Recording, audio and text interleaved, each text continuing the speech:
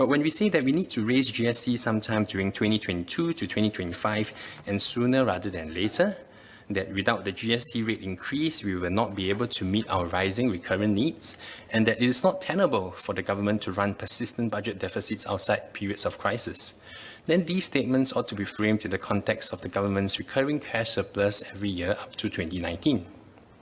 Is the imposition of a broad-based regressive tax then truly justified? Further, I observe that in the official budget, NIRC contributions are expected to continue its steady path of increase from 17 billion in 2019 to 18.1 billion in 2020 and 19.5 billion in 2021. Even amid the crisis of a generation, the NIRC alone is expected to rise by 1.4 billion in 2021. With NIRC estimates supposed to be based off expected long-term real rates of return, and with a draw on the reserves amounting to a generation's worth of savings, what then has led to the increase, and is the growth in NIRC expected to continue accelerating?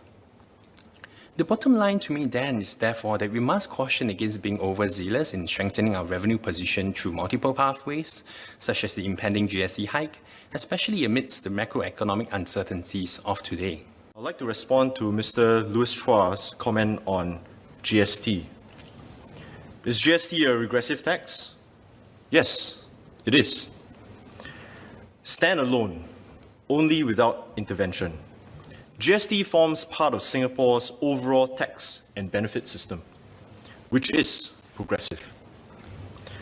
The government redistributes taxes, revenues through a progressive system of tax and transfers.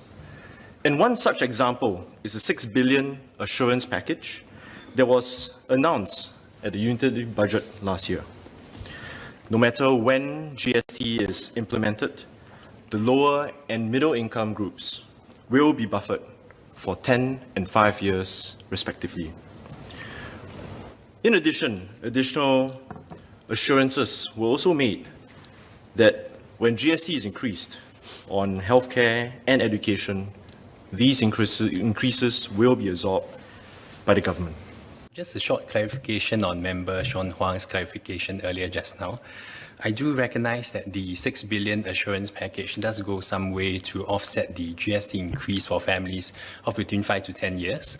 But I think thereafter, I think the reality of the higher GST will still hit them for the rest of their lives. So I think the starting point is then, there are progressive elements in our tax system and regressive elements. I think as what another member, Ms. Wu, also said, perhaps we could look at wealth taxes being another option if we really do determine that a raise in tax is necessary.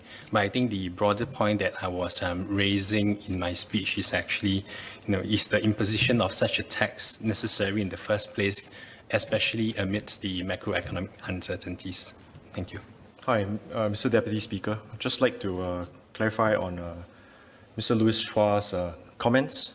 I don't debate with him on the timeline, on the implementation, but just to say that in Singapore, we need to see the entire tax and benefit system as a holistic system, and that in itself, GST, yes, is a regressive tax system. But when you look at the entire system, it is progressive because of the way it is redistributed. Thank you.